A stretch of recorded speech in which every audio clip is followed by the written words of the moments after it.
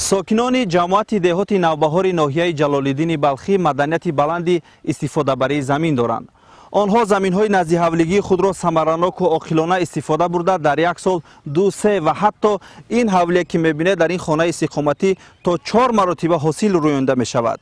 آنها در برابر استفاده در روزگار خود محصولات باقی مانده را به فروش می‌گذارند و قسمت باقی مانده آن را برای زمستان ذخیره می‌کنند. ساکنان مهنت‌دوست ناحیه جلال‌الدین بلخی در برابر پیشبرد کار خواجگی‌های دهقانی همچنین زمین‌های نزد حولگی خود را ثمراناک و عاقلانه استفاده می‌نمایند، زیرا آنها خوب درک کردند که استفاده درست هر قطعه زمین به منفعت اقتصادی عائله بوده از بازدهی آن هم احتیاجات روزگارشان را قانع می‌گردانند و هم از حساب فروش محصولات استحصال گردیده درآمد به دست می‌آورند. این است که امروز ساکنان هر خاندان در ناحیه جلال‌الدین بلخی در زمین‌های نزد حولگی زراعت گوناگون کشاورزی کشت و پرورش نموده ایستادند. آنها وابسته به طلبات روزگار در زمین‌های خود سبزیجات و کبودی‌ها و کارتوشکا کشت و پرورش نموده همه اعضای خانواده در نگاهبین آنها سهم می‌گذارند. یعنی هدف این است که حتی خردترین قطعه زمین استفاده گردیده از بازده آن عائله با آذوقه‌واری خودی تامین کرده شود.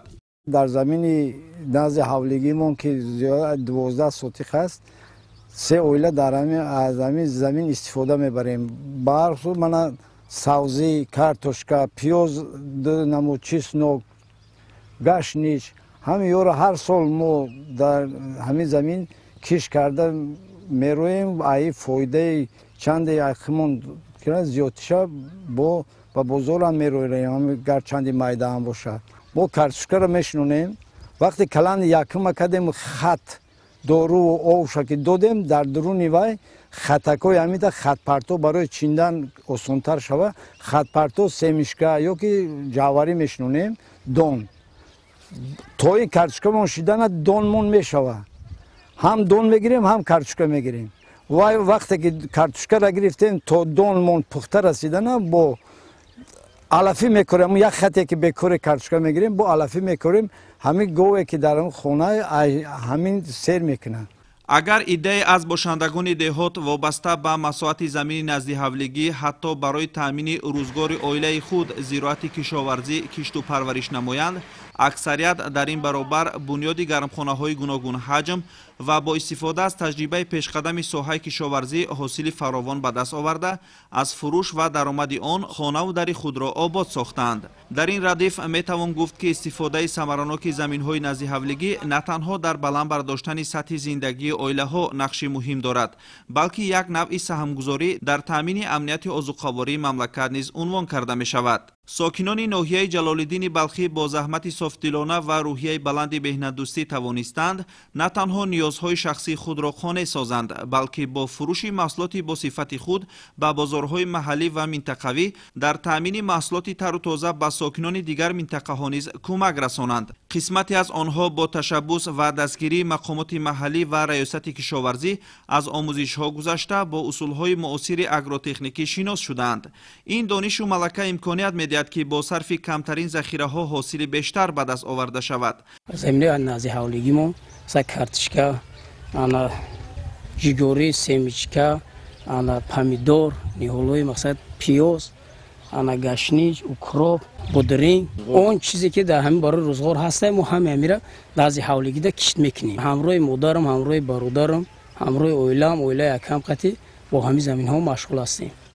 در بعض منزل‌های استقامتی گل و بوته‌های آرایشی، درختان میوه‌دهنده، تاکزارها و حتی زنبوری عسل پروری نیز به راه مانده شده است که این همه به گوناگون شکلی فعالیت و درآمد مساعدت می‌کند. زیرا مهنت حلال و نیت نیک در هر کجا ثمره خوب به بار می‌آورد. این تشبس‌ها که از حس بلندی مسئولیت شناسی و مهنت دوستی ساکنان ناحیه جلال‌الدین بلخی سرچشمه می‌گیرند، در رشد اقتصادی محلی نقش مهم دارند. با استفاده عاقلانه هر قطعه زمین نزد حولگی آنها توانستند که در برابر تأمین خود و اعضای خانواده با مواد غذایی اینچنین جای کار استوار برای اعضای عائله خصوصا جوانان و زنان خانشین فراهم آورند.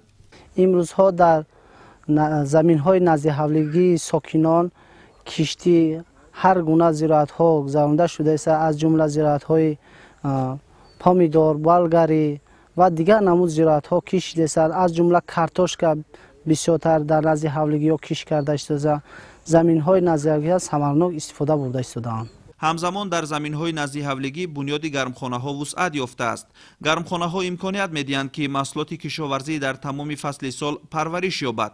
با توفیل چنین اقدام‌ها برخی از ساکنان توانستند که تمام سال به بازار محصولات تر و تازه از قبیل پامیدور، بادرنگ، کبودی و گل‌های گوناگون پیشنهاد نمایند. حتی حالت‌های به نظر می‌رسد که صاحبان گرمخانه‌ها با صاحبکاران شرطنامه‌های همکاری بسته محصولات خود را مستقیما به دکان‌ها و مؤسسات های خوراکی عموم میرسانند. نیهال پامیدور، بلگری از آن جمله مثلا بادرنگ میکاریم، یک قسمش خودمون استفاده میبریم، یک قسم دیگرش میفروشیم. یا همین اویلمون خودمون اویلمون از آن جمله اویلم، کلنو، مثلا پسرچو کار میکنم. باید گفت که چنین فعالیت نه تنها از نگاه اقتصادی بلکه از جهت اجتماعی و فرهنگی نیز اهمیت بزرگ دارد. کشاورزی و مهنت صحرایی در قلب مردم احساس مسئولیت شناسی، پیوستگی با طبیعت و احترام به ارزش‌های ملی و سنتی دهقانی را زنده نگاه می‌دارد. این اصول زندگی و فعالیت مهنتی خردمندانه در ناحیه جلال‌الدین بلخی به یک تجربه نمونوی تبدیل یافته می‌تواند برای دیگر منطقه‌های کشور نیز همچون نمونه خوبی استفاده ثمرناک ذخیره‌های محلی خدمت کند. امان الله بختیارزاده، عبدالقهار همراخانزاده، نمازعلی ارگش برای برنامه اطلاعاتی اخبار.